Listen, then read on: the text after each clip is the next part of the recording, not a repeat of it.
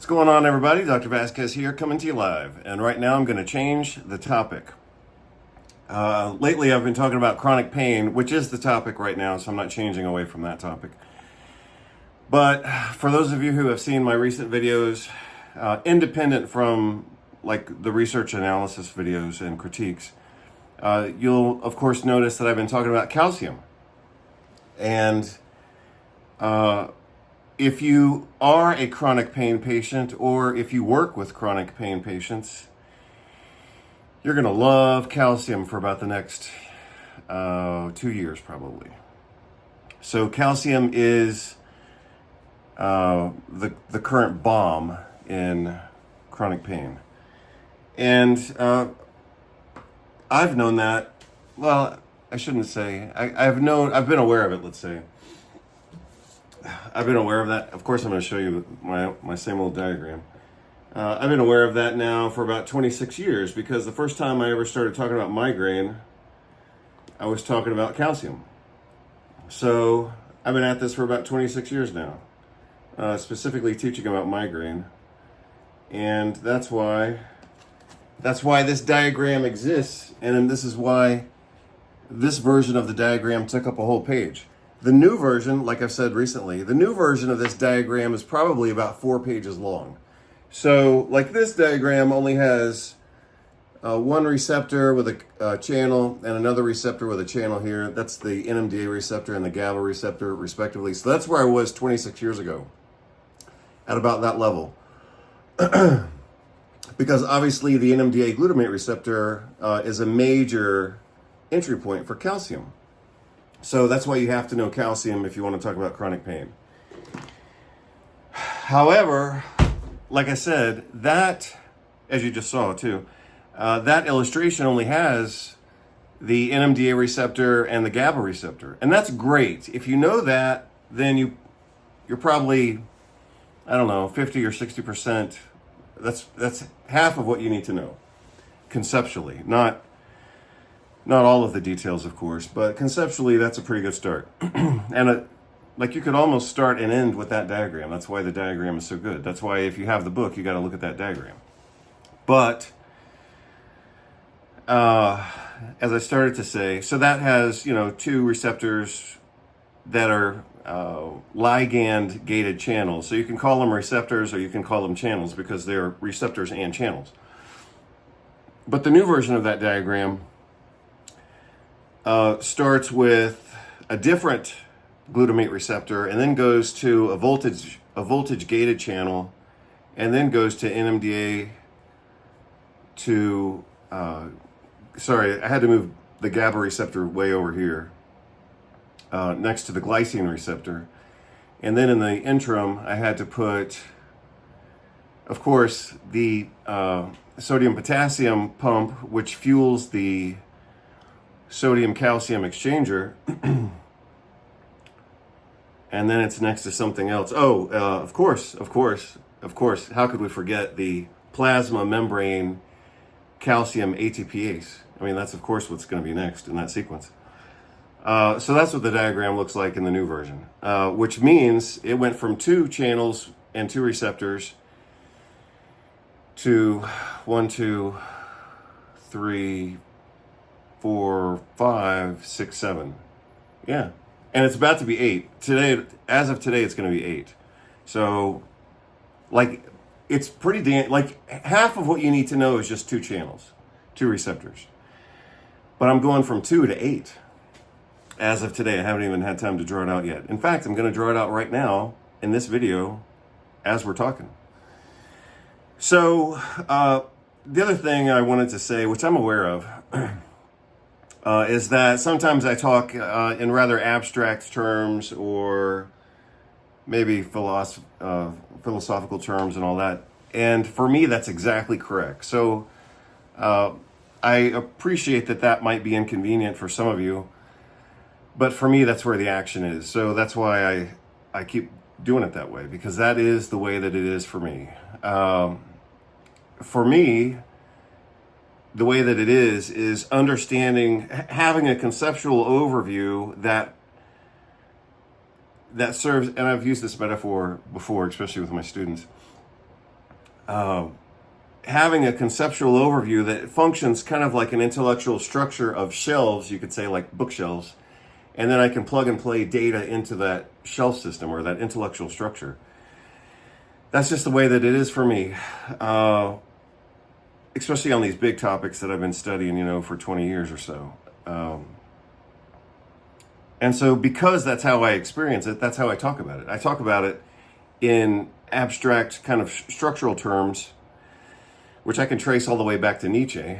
But I'm sure, of course, some of you, most of you, all of you, would like for me to shut up at times and actually talk about the damn science and what do we do with it, Like one of the criticisms, it's a little bit of a joke, but it's a reasonable criticism as well. Like one of the criticisms we used to have of Jeff Bland, back in the 90s, because he used to do seminars, and that's part of the reason why I moved to Portland and Seattle was to go to his seminars, because every 3 to 6 months, Jeff would do a seminar in that area. That's back when functional medicine was brand new, and so we as students, would go to his seminars on the weekends, But one of the complaints was, especially by people who didn't understand his work, one of the complaints was, what do I do on Monday? It's like, okay, you've given me all this philosophy and you've given me all this conceptual paradigm shifting information, but what do I actually do with it? And yeah, I get that. I get it. especially if you haven't read the book, then when I allude to something, you wouldn't have the reference to know what I'm even talking about, Like I can talk about mitochondria and calcium, and I can kind of glide past that topic very quickly because I understand it and I've explained it in the book, at least to the extent that I could explain it back then. And so I kind of assume that some of you have read the book and some of you already know that, so that's why I don't spend a lot of time going over that stuff. But I'm sure some of you who haven't read the book or don't understand it would wish that I would shut up and give you the details. So right now I'm going to give you some details. And I'm not going to talk about calcium too much, even though a lot of this does deal with calcium. It also deals, obviously, with sodium and potassium, and I'm going to talk about potassium right now, and magnesium and lithium and zinc, especially zinc. I was looking at zinc stuff yesterday. And zinc is a big deal. So that's actually another thing that I could talk about. So let me just think for a moment. What do I want to talk about? I'm going to talk about potassium right now. But I could talk about appetite and behavior in general as related to food intake, of course. That's the topic I've been working on for the last couple of days. And that's some pretty cool stuff, I must admit. Even though I have been talking about that for a long time as well. In fact, the first time I talked about that was in 2009, and that same information is included in the big book right now, Inflammation Mastery. So you'll notice that in the section on diabetes, I talked about what I call junk food pica. And so I guess over the weekend, Sunday, maybe Monday, I drew out that diagram of like the biochemistry and the neurophysiology of junk food pica. Because some new research has been published on that. Of course, they don't use that terminology, but they should use that. Well, they could use that terminology because it's accurate. So anyway, let's talk about potassium. So before I talk about this, I'm going to make up some questions, because the finality of this conversation is that it's so completely obvious that everyone's going to say, oh yeah, well, it's obvious. Well, of course it's obvious. If I explain it well, then it is obvious, Some of you, I'm sure, have heard the phrase that everything is obvious when you know the answer. Well, if I just give you the answer, then most of you will say, well, yeah, of course I knew that. He didn't teach me anything. So let's assume that maybe I'm going to teach you something.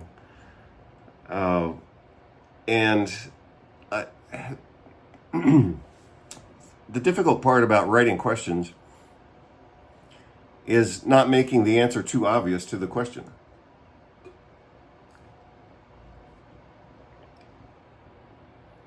So sometimes even asking the question makes the answer obvious. So watch, I'll give you some examples. So I'm going to start drawing this out. As long as my pen doesn't screw up like it does sometimes. So we'll do questions and answers. Maybe I'll do the format like that. So Q&A. Let's see. So question number 1 for you is, why do people get headaches? Why do people get headaches? That's the question. Because as you know, that's kind of my new focus right now. Oh, I mean, it's not a new topic, but it is a new focus. So I've been talking about migraines and headaches for 26 years. Since I was first teaching orthopedics at Bastyr. But I'm focused on it right now. I'm not looking at other stuff, except as related to migraines and headaches. And chronic pain, like CRPS. So why do people get headaches? That's one question.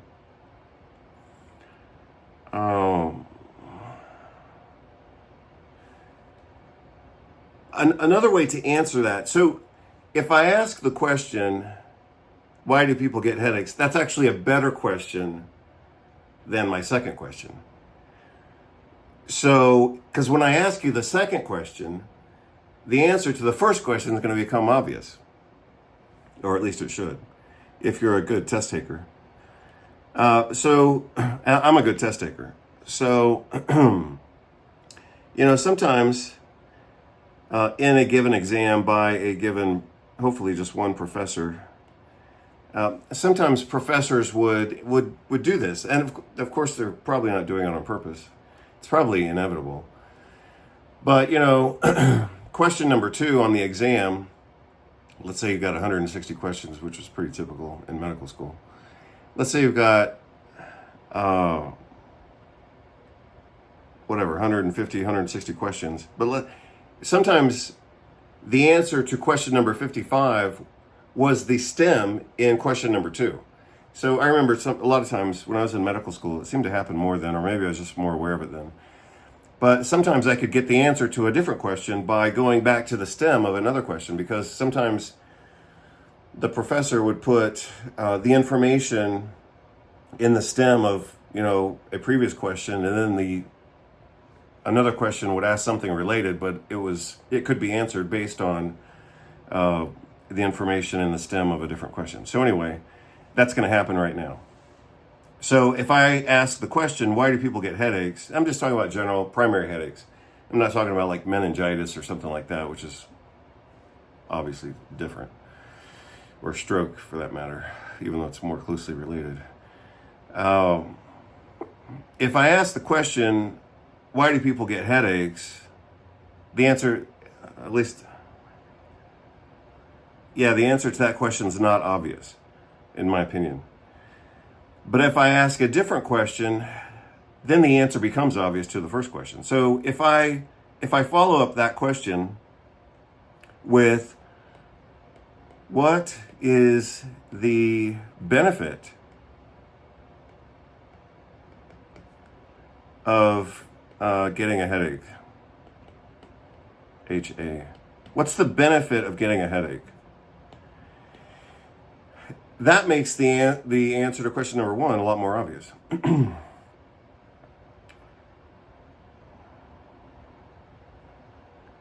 Okay, so now we're going to get into more details. I said I was going to talk about potassium today because I'm sure some of you out there are like wondering, why don't I talk about stuff that's practical? So I'm going to talk about stuff that's practical, and this is pretty new. So this is pretty cool. And like I said, it's a different topic. I obviously talk about calcium in the book, but in the chapter on hypertension, which I think is chapter 5.1 or 5.2 with diabetes, I do talk about potassium there, but I don't talk about it in this way. So this will be new for all of you, for at least with relationship to my work. Maybe you've seen it in other people's work, but I have a new take on it. Sorry, I got hot all of a sudden. That's why I'm drinking ice water. So let's see. How can I phrase this question? I know what it comes down to.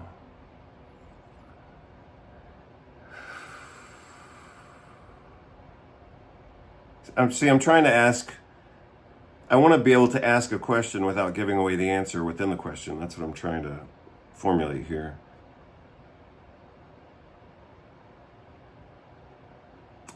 I guess, let's see, I want to talk about another topic, but I actually can't talk about it. Let me do it this way. I have to look something up on my computer real quick because it's a word that doesn't exactly roll off the tongue, so to speak. So I have to look it up in one of the articles I just read yesterday. Yeah. So, and the reason I don't understand it, to the extent of like having it right on my mouth, is that it's a drug name, and it's a very unusual drug name. So I have to look up what the drug name is. Here it is. I've looked it up already a couple times, so I should know it, but I'm not picking it up right now, maybe because I'm hungry because I haven't had breakfast yet. But the name of this drug is levchromacalin, which I don't know how to pronounce that without it kind of sounding Arabic or something. But the name of the drug, so this is a drug, it's levcromacalin.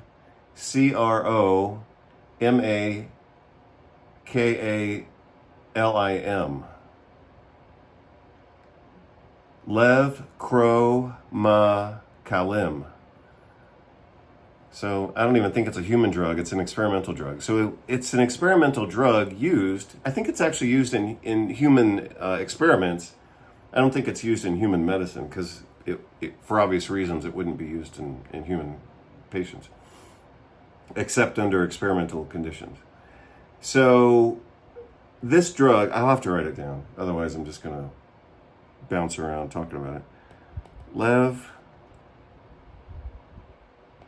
Here's the way I say it. Levchromacalin.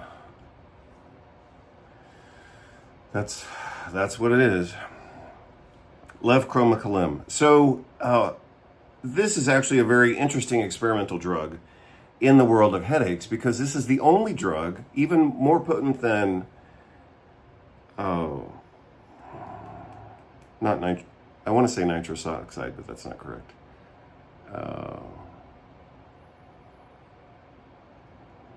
Nitroglycerin, that's the answer.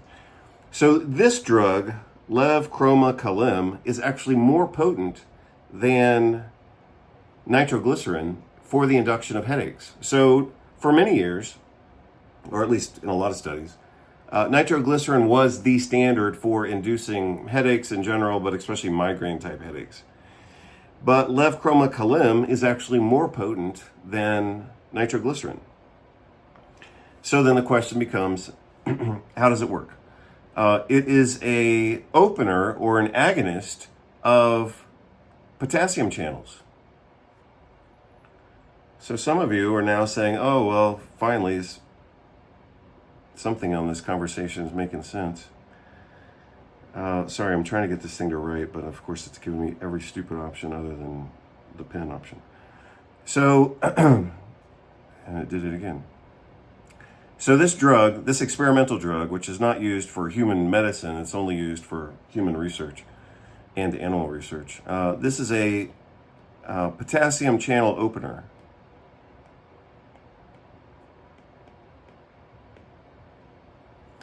But not just any potassium channel. This is a very specific potassium channel called the ATP sensitive potassium channel. And so the physiologic, I'm not going to talk about drugs right now. The physiologic character of this potassium channel is that it opens in muscle tissue and nerve tissue when ATP levels are low. So that's kind of cool. So for those of you who, you know, have studied whatever, nutrition, medicine, pharmacology, based on what I just said, you can start to connect some dots, right? If this ATP sensitive potassium channel is opened in situations of low ATP, then you can start to connect the dots, and you can start to connect concepts like mitochondrial dysfunction and malnutrition with the opening of this channel because it's ATP sensitive. So when ATP levels become lower than normal, this potassium channel opens. Well, why would that happen? Why would that happen? And how would we describe that? Those are the questions. And like I said, when I was talking about this experimental drug, which for the life of me, I can barely remember it and pronounce it, levochromocalin, this experimental drug, when given to animals and also given to humans in experimental settings, opens this ATP-sensitive potassium channel and causes headaches in 100% of patients, but the study that they're basing that 100% on only had 16 people in it, so it's a pretty small study. It's not like 50 people or something. But because of that research, this drug, levochromocalin, now has the reputation of being the most potent headache-inducing drug, even more so than CGRP or PACAP. So,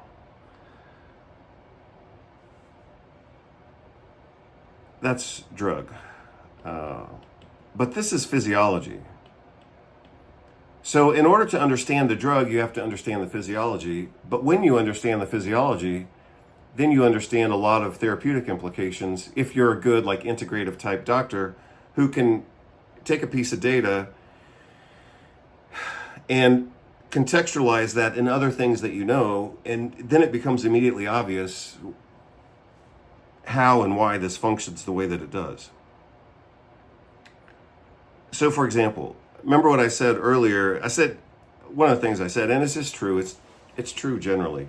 But if I show this to you without explaining it and without providing these kind of prodding questions, then it'll be obvious to you. But I don't know, you won't really appreciate kind of how you got there or how you already knew this, even though I may have to, poke and prod you to appreciate what you already know so that this will make more sense to you. Like I said, if I just throw it out, you may not appreciate why it's so obvious. And I'm sure it's not obvious to everybody, but it became very obvious to me last night or this morning, and then I said, I could talk about that. So, what have I said so far? I've said that when ATP levels get low, this potassium channel opens, and when we open this potassium channel, either by low ATP or by this experimental drug, levochromocalin, then people get headache. So why would that happen? I mean, it's beautiful. This is a beautiful mechanism. Why would that happen?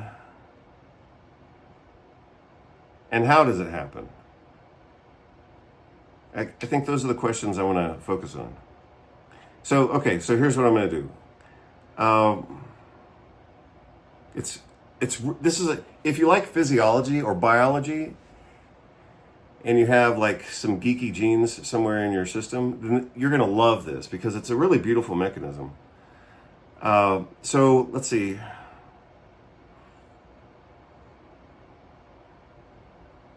I'm trying to figure out how I want to. So I have to do it this way. So the questions, the way that I would ask these questions, and the way that I am going to ask them, if we're talking about, I told you this happens in excitable tissues like muscles and neurons. So I'm going to focus, of course, right now on neurons. Let me just think about it for a minute, if I want to say anything about it. I guess the same thing is true of like vascular musculature. So I'm going to apply this to neurons. and vascular musculature. I could apply it also to muscle in general, but I don't really care about that because that's like an exercise physiology tangent, and I'm not taking that tangent right now.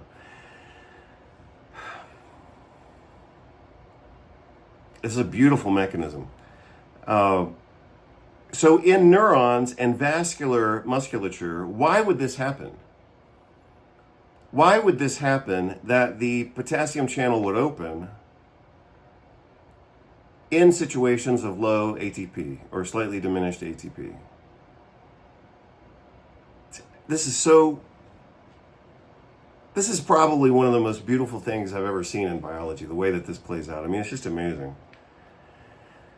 That's why I'm kind of stumbling through it, but I'm also kind of excited about it. So why would this happen?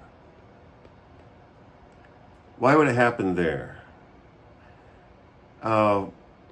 That's the first question that I'm going to ask and eventually answer. My second question would be, how does it happen?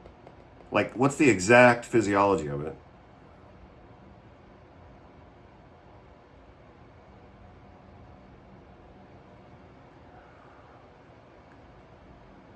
And then I'm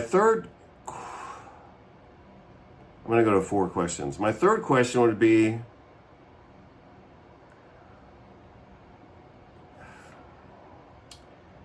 also why, but in a different cell population. So I mentioned neurons generally. See, that's why I'm already giving away the answer even by asking the question. For those of you who are really good test takers, like you would be able to, figure out the answer just by the way I'm asking the question. But that's why I'm trying to avoid asking the question. But I want to ask, why would this happen in a different cell population?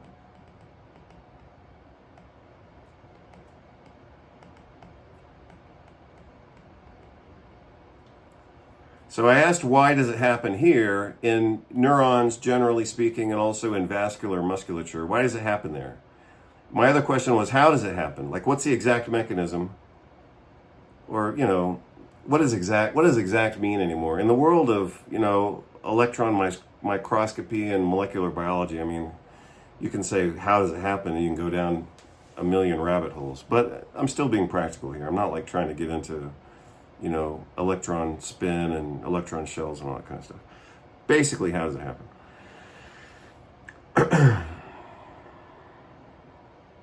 Yeah, and so the fourth question goes back to what I had asked before. Why do people get headaches, and what is the benefit of a headache? Well, again, the question reveals the answer. So merely asking the question, like I did here, merely asking the question forces you to look for the answer in a specific way. So like I said here, if I say, why do people get headaches? That doesn't direct you anywhere. It's just it's an open-ended question. But if I say, what is the benefit of getting a headache? Then it forces your mind to look for answers within a more limited slice of life, so to speak. So it forces you to think in those terms just by asking the question. And, obviously, believe it or not, that does make the answer obvious. And I'll show you right now, because I can't get around showing you the answer. Again, question number 2, if I say, what's the benefit of a headache, including migraine, what's the obvious general answer to that question? The obvious general answer to that question is behavioral change.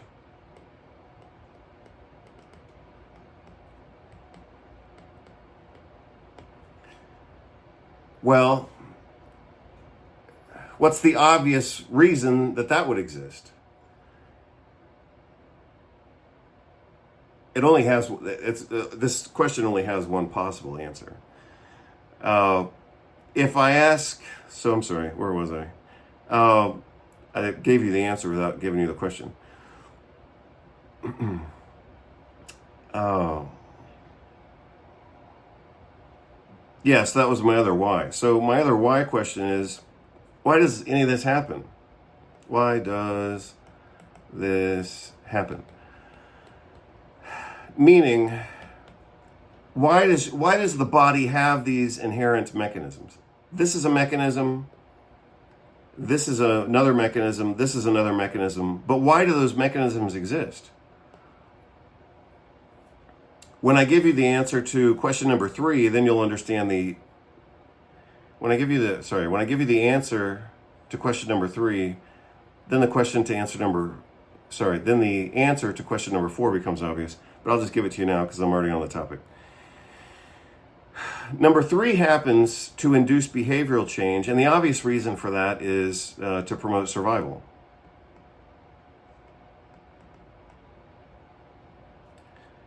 So, going back to what I had asked before, why do people get headaches? It's obviously for a benefit. Why do people get migraine headaches? Or what's the benefit of headache and what's the benefit of migraine headache? It's obvious.